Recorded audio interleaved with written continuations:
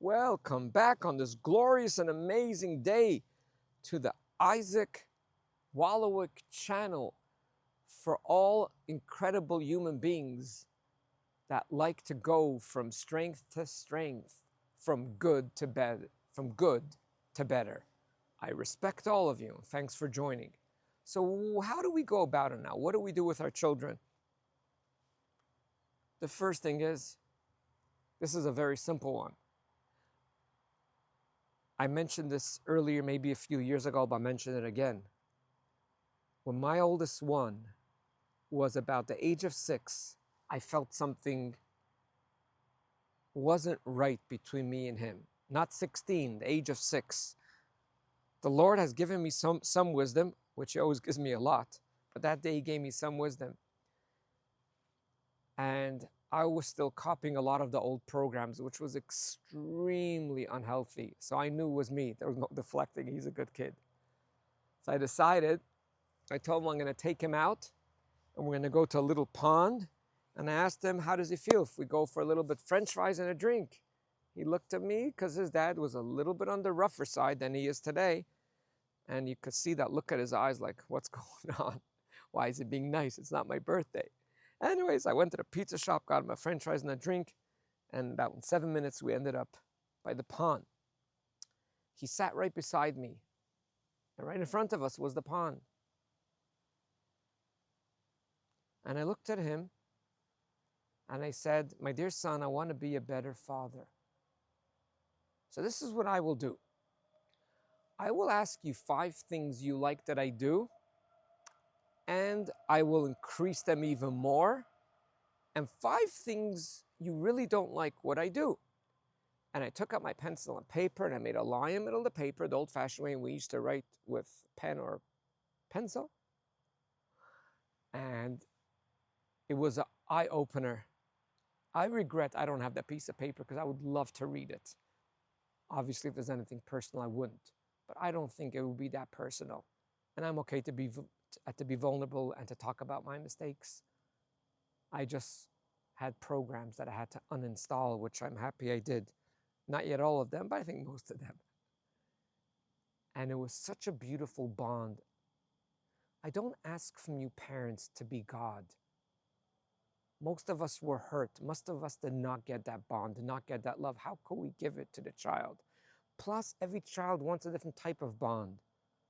One wants you to study with them. One would want you to play hockey with them, and one would want you to listen to them 40 minutes a day. Every child wants something else. This is the only piece of advice I could give you, and if you cannot do that, feel free to book a session.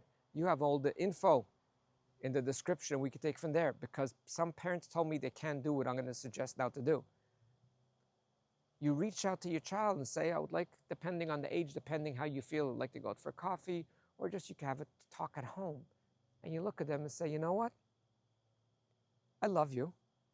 I want to do good for you, but as a human being, I might not always do the best that works for you. I want to become a better parent. So not necessarily I'm going to ask you what you want me to do and I'll say okay to everything. Because your kid might say, hey, I want you to leave me alone, never come into my room, and let me stay up every morning until 3 a.m., even though I got to get to school at 6:30. Obviously, that's not what we're telling them.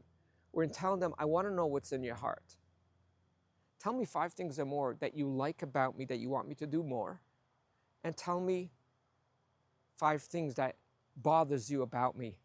You'd be shocked and surprised when you give your child permission.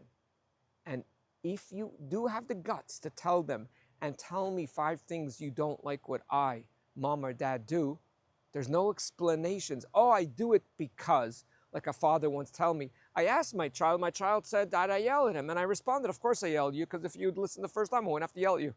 Oh, you should have never ever gone out to have this conversation. Now you're justifying. You could come to me and say, you know, I don't know what to do. My child says he can't stand when I always yell at him, but he never listens to me. What do I do? Oh, we'll have a talk. It's very simple what to do. Yelling is never the effective long-term option. It gets some people to do it immediately, but you're simultaneously injecting a poison in them. So that's the first piece of advice. Sit down with your child.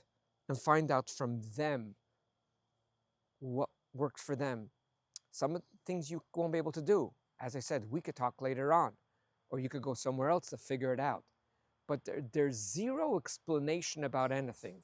So if they say something that you really, really feel like you have to do, you just ask them that you want to know what they dislike. Don't sit and justify it, because they will never talk to you again. They thought that you are going to just listen. You don't have to promise them you're not going to do it anymore. You could tell them, I'll think about it. Some things are easier, some things are harder. I'll have to figure it out. Don't promise if you can't promise. If it's simple stuff, you could say, you know, I'm going to put a system into it. I think that's one of the greatest and kindest things we could do to our child.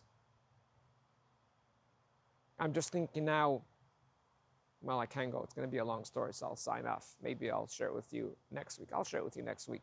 Something very, very, very, very powerful that just poof, as I was going to sign off. Have a wonderful and delightful day, and thank you for remembering that you are way greater than you think you are.